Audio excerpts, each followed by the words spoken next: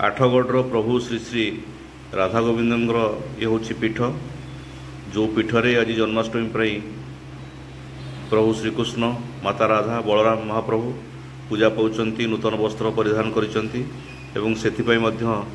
जन्माष्टमी उपलक्षे राधा गोविंद मंदिर चलचंचल हो पड़ी।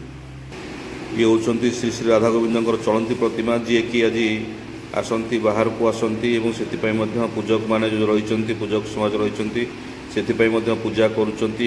पक्षे जन्माष्टमी अवसर में भक्तों तरफ भिड़ मंदिर भितर प्रबल भिड़ लगी रही शांति श्रृंखलार सहित प्रभु को दर्शन कर सुजोग पाँच श्रद्धालु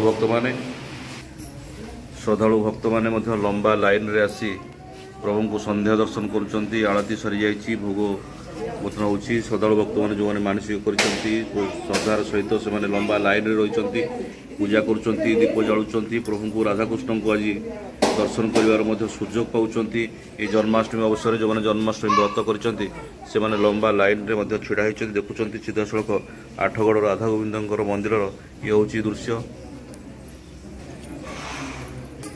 प्राय लंबा लाइन रे लोक मैंने रही संध्या पूर्वर जो आलती चली आलती पूर्वर लोक मैंने श्रद्धालु भक्त मैंने दीप प्रज्वलन करते जो मैंने मानसिकधारी भक्त मैंने श्रद्धालु भक्त मैंने से आसी दूर दूरांतर आसी लंबा लाइन रे प्रभु को दर्शन कर सुजोग पाँच दीप जालुंट।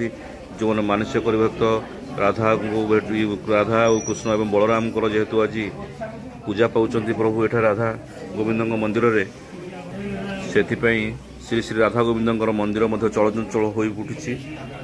पूरा लंबा लाइन रे श्रद्धालु भक्त मैंने एठी दर्शन कर सुजोग अपेक्षा रही।